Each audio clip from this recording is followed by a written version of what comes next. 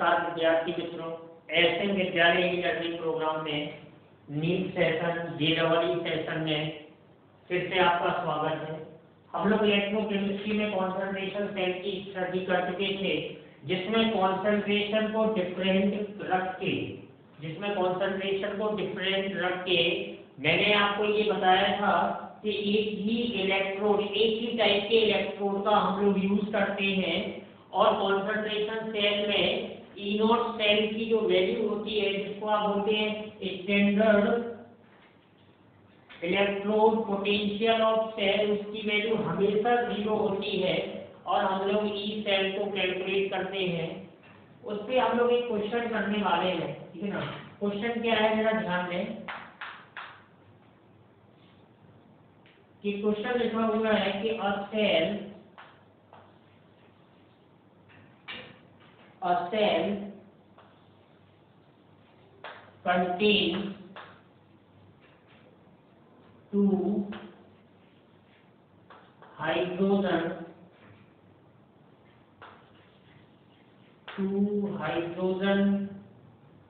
electrodes.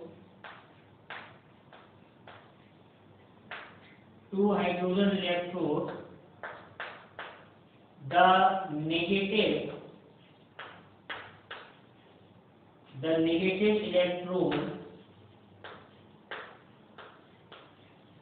negative electrode is in contact with a solution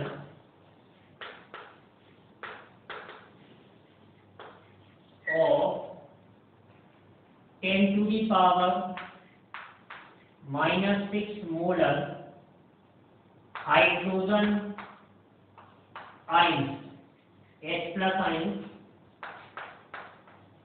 The EMF, electromotive force बोलते हैं, the EMF of the cell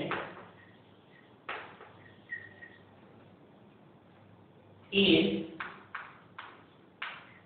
0.118 volt at 25 degrees centigrade. Calculate the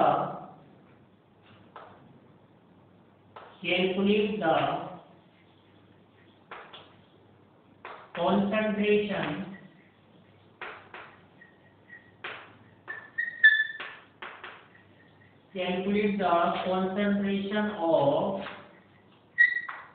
H plus ions at the positive electrode.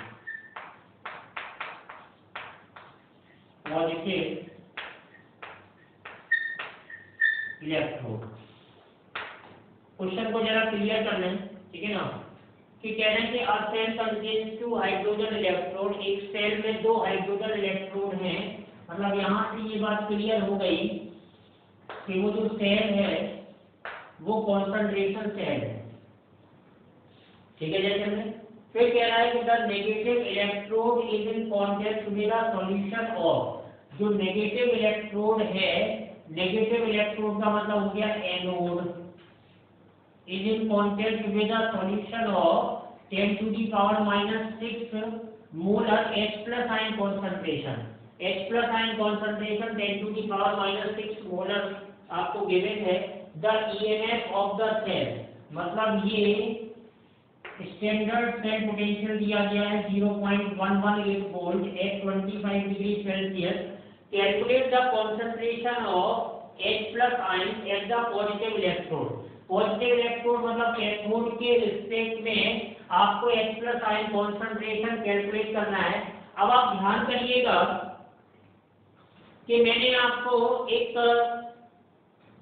कहानी समझाई थी hydrogen electrode को लेकर के, कि जिसको हम लोग रेफरेंस इलेक्ट्रोड कंसीडर करते हैं और जिससे किसी भी इलेक्ट्रोड, देखिए मैं आपको बता दूं एक बात कि अगर किसी को आपने रेफरेंस इलेक्ट्रोड ले रखा है जनरल में, तो एक बात क्लियरली है कि उस इलेक्ट्रोड को हम एनोड की तरह भी यूज कर सकते हैं और उस इलेक्ट्रोड को हम कैथोड की तरह भी यूज कर सकते हैं।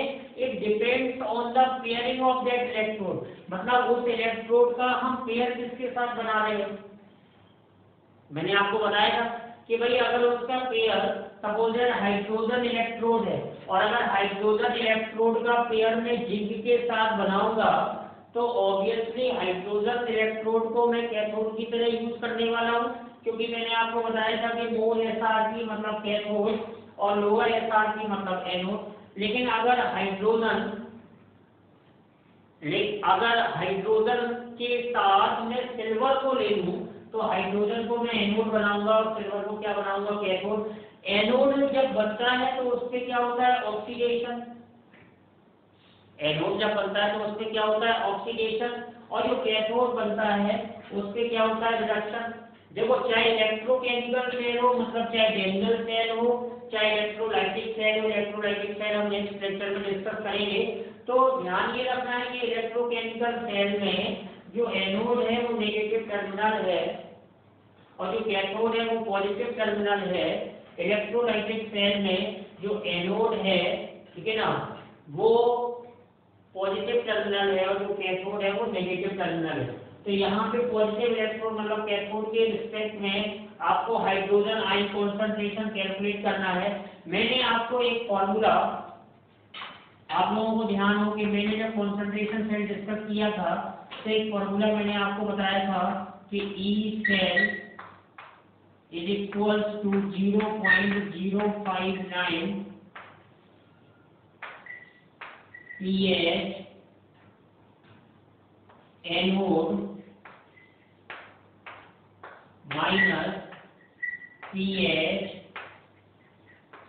Cathode plus half pressure of H2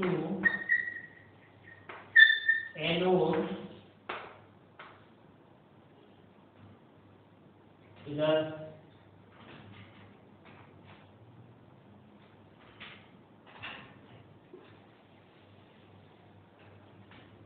ये लॉग आएगा half log base 10 pressure of H2 anode pressure of H2 cathode. अब देखो ध्यान ये रखना है कि क्वेश्चन में क्या क्या कह रहा है। क्वेश्चन में पहले कह रहा है कि a cell contains 2 hydrogen electrodes, the negative electrode is in contact with a solution of 10 to the power minus 6 molar H plus ion concentration। तो जरा देखेंगे एनोड पर क्या होता है, ऑक्सीडेशन, और कैथोड पर क्या होता है, रिडक्शन। एक एनोड, तो अगर मैं एनोड की बात करूंगा तो एनोड पर क्या होने वाला है, ऑक्सीडेशन H प्लस एक्वस और एक इलेक्ट्रॉन। तो इस तरह से मैं एनोड वाली रिएक्शन को रिप्रेजेंट कर सकता हूं। अच्छा, स्टैंडर्ड कंडीशन है तो हाइड्रोजन गैस का जो प्रेशर होगा वो कितना होगा, जेंटलमैन, 1 atm। और एनोड मतलब नेगेटिव टर्मिनल का कॉन्सेंट्रेशन कितना दिया गया है, 10 to the power minus 6 molar. ये हुआ ऑक्सीडेशन।